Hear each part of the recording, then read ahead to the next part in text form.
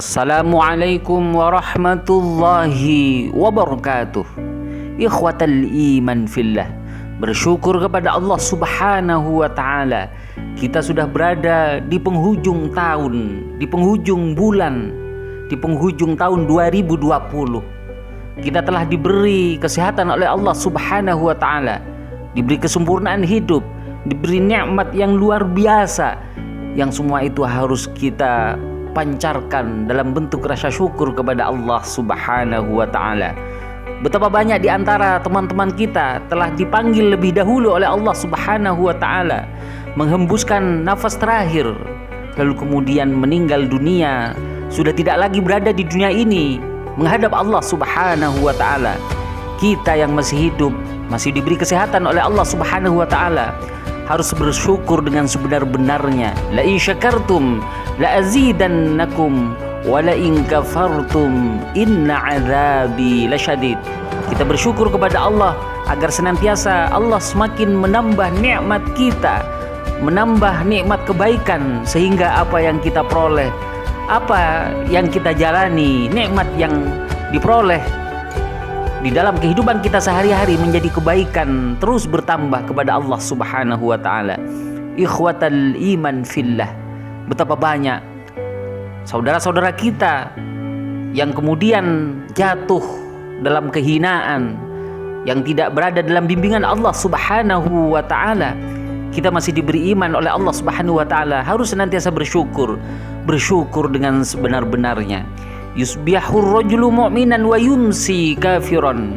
Banyak seseorang yang di pagi hari kemudian beriman kepada Allah subhanahu wa ta'ala, wa yumsi kafiran, di sore hari sudah berubah menjadi kafir, menjadi ingkar kepada Allah subhanahu wa ta'ala. Maka kita berada di lingkaran waktu, di lingkaran hari, harus bersyukur kepada Allah subhanahu wa ta'ala. Wa tilkal ayyamu nudawiluha bainan nas. Hari demi hari silih berganti, sengaja diatur oleh Allah subhanahu wa ta'ala. Hari menjadi minggu, hari menjadi pekan, pekan menjadi bulan, bulan menjadi tahun, tahun menjadi windu, windu menjadi abad. Itu semua adalah kuasa Allah subhanahu wa ta'ala. Tujuannya apa? Kata Allah subhanahu wa ta'ala, liya'lamallahu allazina amanu, agar Allah dapat mengetahui siapa yang istiqomah, yang teguh imannya, pendiriannya untuk beriman kepada Allah subhanahu wa ta'ala. Ikhwatal iman fillah, kelak di padang mahsyar semua manusia dikumpulkan oleh Allah subhanahu wa ta'ala, dan saat itu semuanya gelisah, semuanya gundah gulana, menunggu pengadilan dari Allah subhanahu wa ta'ala untuk ditunjukkan amal kita, amal kebaikan kita, amal keburukan kita. Ditunggu sampai gelisah. Lalu kemudian karena saking gelisahnya, ada sekelompok orang bertanya kepada Nabi Adam, wahai Nabi Adam, engkau adalah bapak para nabi, bapak kita semua, bapak semua umat manusia. Maka mohonlah kepada Allah subhanahu wa ta'ala agar pengadilan ini segera dimulai.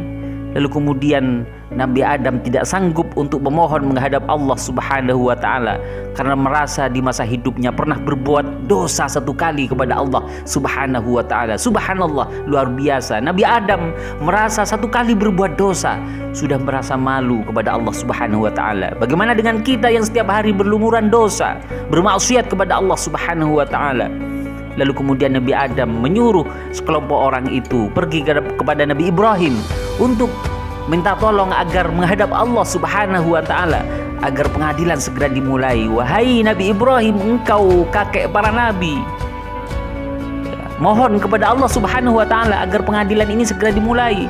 Lalu kemudian Nabi Ibrahim menjawab, merasa malu karena dia semasa hidupnya pernah berbohong satu kali, lalu merasa malu kepada Allah subhanahu wa ta'ala. Kemudian Nabi Ibrahim menyuruh untuk menghadap Nabi Nuh.